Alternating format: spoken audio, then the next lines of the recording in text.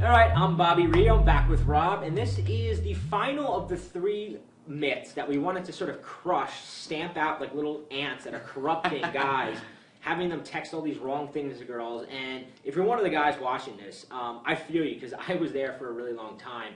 I can't tell you how many girls that I let slip away. I was on Match.com for a while, and I had met these really great girls, and time after time, I would just lose them.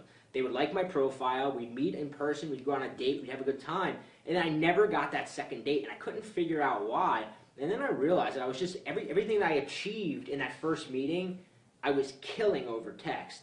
And luckily, Rob here slapped me in the face and kind of woke me up and kind of set me on the right track, and now we want to do the same for you. So let's talk about the final myth that is crippling your texting skills, and that is all about how you're asking a girl out on a date. And there's a few reasons that you want to pay really close attention to what we're about to say, because there's a few sort of hidden reasons why this is so effective and why you want to listen to us. So Rob, let's let you take over for a minute. Well, again, this goes back to the intuitive approach. Most guys take the intuitive approach, which is the wrong approach in the situation, whereas they approach setting up a date like this is still the 1950s or the 1960s, where it's like you need a formal invitation and you need to set up the date a couple days in advance, and it has to be this big elaborate thing. Even guys that just take girls out for drinks or whatever, they usually think, oh, I should give her a heads up, I should text her a couple days out in advance, I should, make some plans, I should make all this effort. And really, I mean, again, if this is your girlfriend or this is someone you're dating for a long time, make the effort. That's great. I have no problem, with romance and guys putting in the effort to set up a great date. But if this is a girl that you don't know that well, or you've only been on like 1 or 2 dates with her, and you start putting in that kind of effort, again, you're already coming from this in the wrong headspace. You're already looking at this from the wrong mindset. The way you should be looking at it as, look, this is year 2012, things are much more casual. The smartphone has, and I say this a lot, it really has revolutionized dating in the way that we set up dates, the way that we get to know people, the way that we do things, and you don't want to be texting or setting up dates like you're living in, 1950. Yeah. Definitely one of the things that I learned, and when I kind of realized this, is that when you set up a date, and you do it the old-fashioned way of, hey, what are you doing Friday night? Let's meet up. You're really pigeonholing yourself, and you're kind of preventing yourself from probably meeting up with her. I always tell this story is that when I kind of figured this out, what I realized is that when you set up a date in the sense of like, hey, I'm going to be going here, why don't you meet up with me? It opens you up the ability to set up as many dates or continue to try to set up as many dates as you want. To give an example, I had met this girl, Nicole, out, and it was my birthday, and I was actually out with another girl at the time. I was dating another girl at the time who wasn't with me, but I met Nicole at the time. I couldn't really have a relationship with her because I was in another relationship, but I kept in touch with her, and over the course of the month, I was just randomly inviting her out to parties I was going to, and a lot of times she would say, no, I can't make it tonight. But since I never set up a formal date, I never really got rejected. I just got her saying, hey, I couldn't make it. Well, sure enough, a couple months later, I'm heading out, and I'm like, hey, you know what, let me throw her a text that I'm going to this Halloween party. Sure enough, she shows up there and winds up going home with me. Now, had I 3 months earlier asked her out on a formal date, like Rob said, and I know a lot of my students, I get texts all the time from them saying, hey, I asked her out to, I bought tickets to this concert, and I asked her if she wanted to go to it with me. And then she said no, and now you're standing there with egg on your face. And listen, getting rejected is nothing to be ashamed of, but it makes it very hard for you from that point to then ask her out again, because now you're putting her in a position to reject you. And now it's like, how many times are you going to do that before you give up? Whereas when you're doing it the way we're suggesting, and you're kind of just throwing things out there, you can literally have 10 different girls that you just throw it out there. Hey, I'm going to be here. Why don't you meet me for some ice cream? Hey, I'm going to be here. Why don't we do this? And if they don't respond, I mean, you can go on forever. Yeah, absolutely. And I mean, even the day that you're asking, like you were saying before, a lot of guys say, oh, let's meet up on Friday or Saturday night. Don't set up dates on Friday or Saturday night. Friday or Saturday night should either be time for your friends or time to meet new girls. But the weekend is not really a good time to go out with a girl that you don't know that well. So really, you should be reserving date nights for Monday, Tuesday, Wednesday, sometimes a Sunday. And I'll just give you a quick example. That happened literally yesterday. I texted a girl. I said, "Hey, this girl's being a real pain to get out." And I could, trying for weeks to, really attractive girls. So I wanted to get her out. So I kept texting her. No response, or she was saying, "Oh no, I can't come out." It's almost to the point that she was getting angry that I was texting her. She's like, "What? I can't come out. I'm working. I'm busy. Blah blah." So I texted her again. She said, "I'm busy. Whatever." I forgot. I didn't feel like I got rejected. I just, all right, fine, whatever. Went off my day. And sure enough, 11:30 that night, I guess she got out of work early, or she came home. She had a glass of wine, decided that she wanted to meet up with someone. But suddenly, I was getting a text from her. "What are you doing right now?" And that, led to a great date that ended, really good.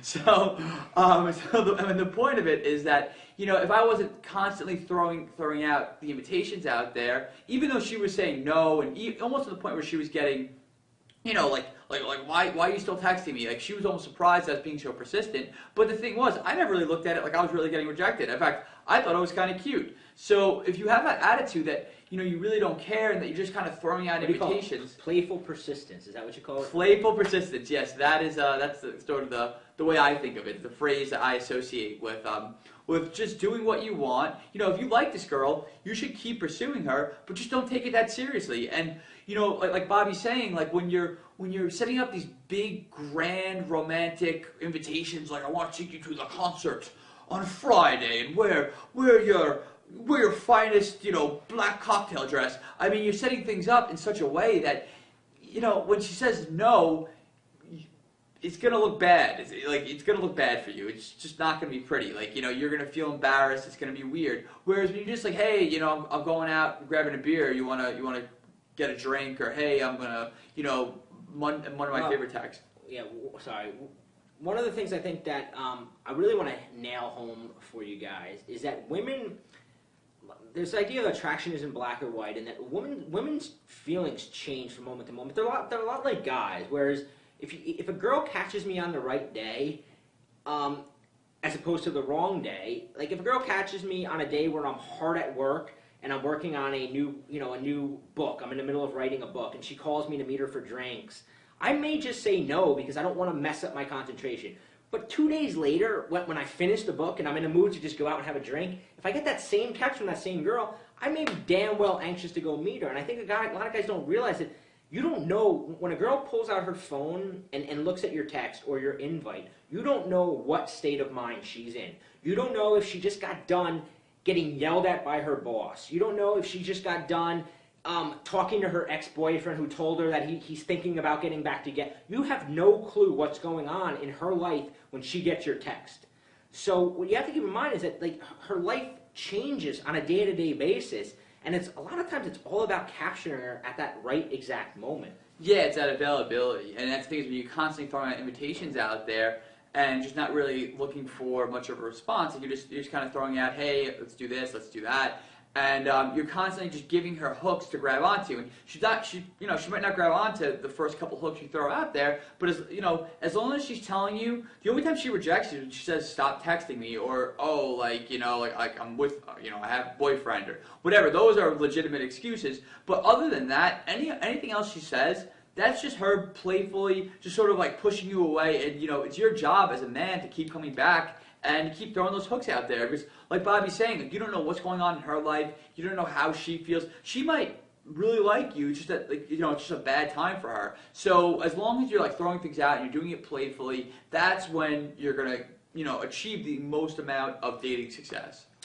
Yeah, and if you click the link below and you watch the video we put out where we talk about this key lock sequence that Rob kind of figured out, it really allows you to capitalize on this. And one of the great things, I'm going to let you describe the key lock sequence because, why should I take credit for it? You originated it, you taught it to me, I've used it and seen the results and love it, but you describe it better than I do, so go for it. Well, the key lock sequence came from a lot of trial and a lot of error. When I first moved to New York, I was getting a lot of phone numbers and I was not getting a lot of dates, and I was not really meeting up with these girls that I really liked. And it was frustrating, so I was just determined to figure this out. I just said, I have to unlock this. So I tried everything. I tried all different combinations of text, all different types of text.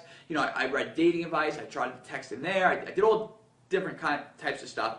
And eventually I sifted away the absolute most effective way to go about this.